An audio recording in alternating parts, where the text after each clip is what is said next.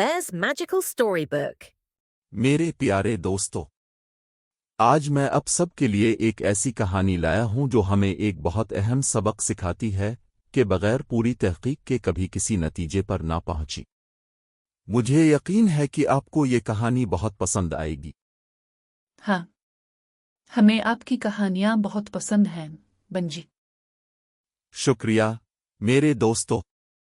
तो एक दिन की बात है, एक जंगल में जो हमारे जंगल से ज्यादा मुख्तलिफ नहीं था, एक छोटी सी चूहिया रहती थी जिसका नाम मोली था।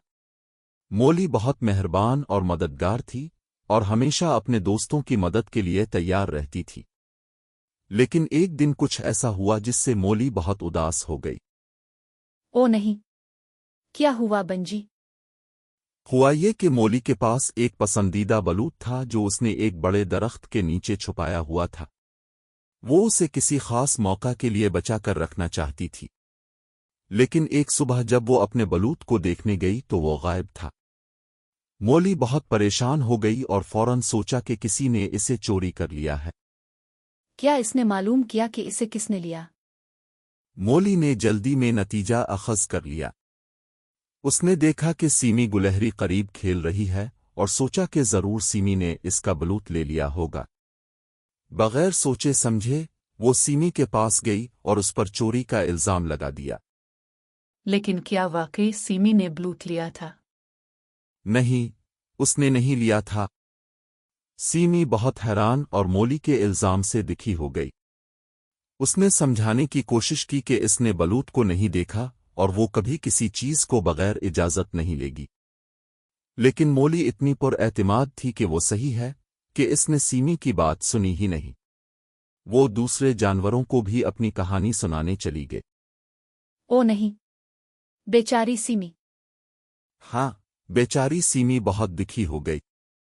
लेकिन कहानी यहां खत्म नहीं होती। इस दिन के बाद जब मोली दरख्त के पास बैठी हुई उदास और गुस्से में थी, एक हल्की सी हुआ जंगल में चली। और अब जानते हैं क्या हुआ।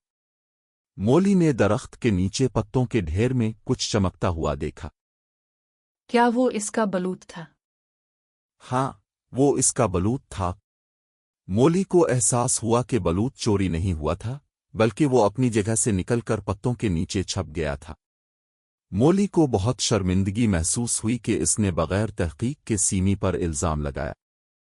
फिर मोली ने क्या किया? मोली ने जाना कि इससे गलती हुई है।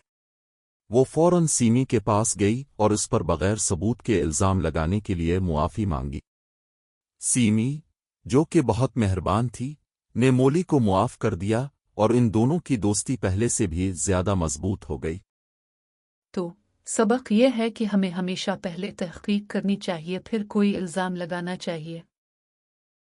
बिल्कुल मेरे दोस्तों, हमें कभी भी पूरी मालूमात के बगैर किसी नतीजे पर नहीं पहुंचना चाहिए।